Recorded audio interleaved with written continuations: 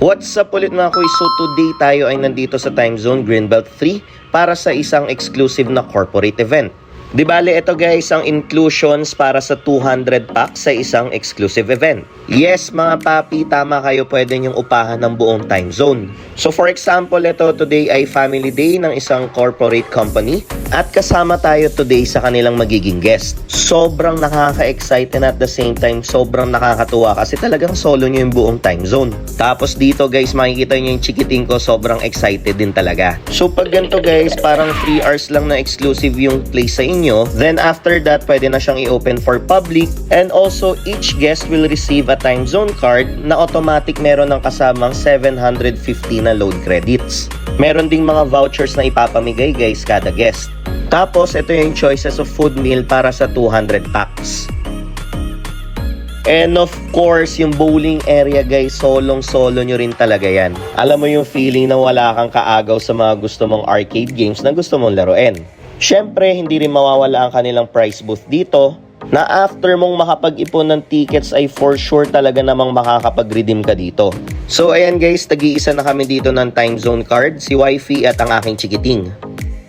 Tapos dito guys sa photo booth, pwede nyo ipalagay sa printout yung logo ng inyong company. Kaya ayan, trinay na rin namin guys. Another picture na naman na pwedeng idagdag sa aming album. And ito rin guys, hindi mawawala of course yung mga pang-chikiting na games ni Time Zone.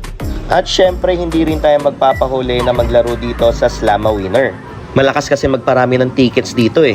So dito kahit paikot-ikot or iwanan namin mag-isa yung aming chikiting ay di kami nagwo-worry kasi nga exclusive yung place para sa amin lang. Tapos ayan, naspatan ko, naglalaro na siya dito kasama ang kanyang newly found friend. So dahil nga kampante ako guys, ayan, tayo naman ngayon na maglalaro dito at susubukan nating ikutin ang iba-ibang arcade games ni Time Zone. So umpisahan natin dito guys sa Coin Tower. Kung gusto nyo rin maghanap ng arcade game na malakas magparami ng tickets, pwede yon. And of course sa claw machine, kaso walang kapit. Tapos ito ang kulit kasi talagang hindi ko na siya tinignan, pinindot ko lang tapos muntik na nating makuha dito guys yung 500 tickets. Kaso lang ayan yung character na nasa screen ay nahulog siya. Sayang no? So yung next naman ay tatry natin guys itong Taj Mahal. Sobrang solid nito sa ibang branches kasi imaginein mo pwede kang manalo dito ng 1,500 tickets. Kaso lang dito sa branch ni Greenbelt guys ay hindi ganun kaganda ang kapit ng claws niya.